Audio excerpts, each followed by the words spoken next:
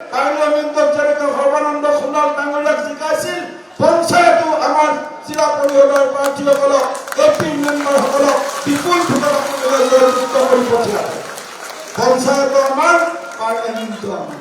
2016 চনত ভাৰতীয় জনতা পাৰ্টীৰ নেতৃত্বত অসমত NDA চৰকাৰ হোৱাৰ পিছত স্বৰ্গীয় সৰ্বানন্দ সোণোৱাল ডাঙৰীয়াৰ নেতৃত্বত 2021 চনত পুনৰ অসমবাসী ৰাইজে তেওঁলোকৰ আশীৰ্বাদত, তেওঁলোকৰ মৰম আৰু সমৰ্থনত আমি দ্বিতীয়টো কাৰ্যকালৰ বাবে অসমৰ আটাইতকৈ জনপ্ৰিয় আৰু কৰ্মদক্ষ ভৱিষ্যতৰ্শী মুখ্যমন্ত্ৰী ডক্টৰ হিমন্ত বিশ্ব শৰ্মা ডাঙৰীয়াৰ নেতৃত্বত যোৱা প্ৰায় 4টা বছৰত উন্নয়নৰ এক বিশেষ দিশ আমি সন্মুখত দেখিবলৈ পাইছোঁ।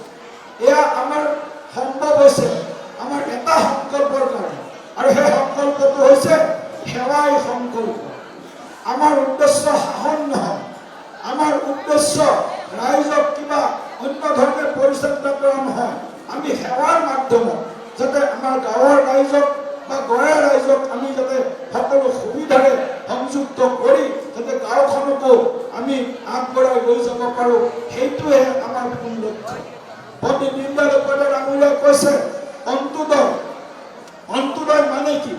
সমাজৰ আটাইতকৈ দুৰ্বল, পিছপৰা, অৱহেলিত, শোষিত, বঞ্চিত শ্ৰেণীটো শেষৰ লাইনত থকা শেষৰজন ব্যক্তি যাতে সামাজিক মৰ্যাদাৰে, আৰ্থিক সুৰক্ষাৰে তেওঁলোক যাতে ইয়াত স্বাভিমানেৰে জীয়াই থাকিব পাৰে, তেওঁলোকৰ যাতে কৰ্ম সংস্থাপনৰ মাধ্যমত তেওঁলোকে আত্মনিৰ্ভৰশীল হ'ব পাৰে, আৰু বহু বছৰ ধৰি উপেক্ষিত হৈ থকা গ্ৰামাঞ্চলৰ ৰাইজক যাতে আমি আগুৱাই লৈ যাব পাৰোঁ, তেওঁলোকক যাতে আমি সুৰক্ষিত এখন অসম, সুৰক্ষিত এক অঞ্চল দিব পাৰোঁ, তাৰ কাৰণে আমি চিন্তা কৰিছোঁ।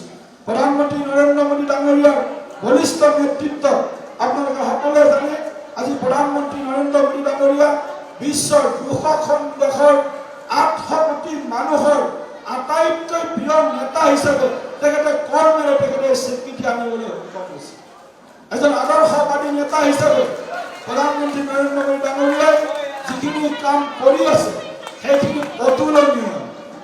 যোৱা 10 বছৰ ধৰি প্ৰধানমন্ত্ৰী ডাঙৰীয়াই অসমৰ প্ৰতি, উত্তৰ পূৰ্বাঞ্চলৰ প্ৰতি যি মৰম দেখুৱাইছে, যি সংবেদনশীলতা দেখুৱাইছে, যি দায়বদ্ধতা দেখুৱাইছে, আৰু যাৰ বাবে তেখেত ৭২ বাৰতকৈ অধিক সময় অসম, উত্তৰ পূৰ্বাঞ্চল ভ্ৰমণ কৰি অসমক ভাৰতবৰ্ষৰ অন্যতম এখন হিচাপে প্ৰতিষ্ঠা কৰাৰ বাবে আমাক যি আশীৰ্বাদ দি আছে, আৰু তেখেতৰ পথ অনুসৰণ কৰি আমাৰ মুখ্যমন্ত্ৰী ডক্টৰ হিমন্ত বিশ্ব শৰ্মা ডাঙৰীয়ায়ো তেখেতেও আজি দিনে নিশাই কাম কৰি অসমখনক ভাৰতবৰ্ষৰ 5খন শ্ৰেষ্ঠ ৰাজ্যৰ ভিতৰত এখন হিচাপে প্ৰতিষ্ঠা কৰাৰ যি সংকল্প, সেই সংকল্পত আজি আমি সকলোৱে মিলি 3.5 কোটি অসমীয়া মানুহে মিলি আমি এই সংকল্প ভিত্তিলৈ ৰূপান্তৰ কৰাৰ কাৰণে আমি চেষ্টা কৰিছোঁ।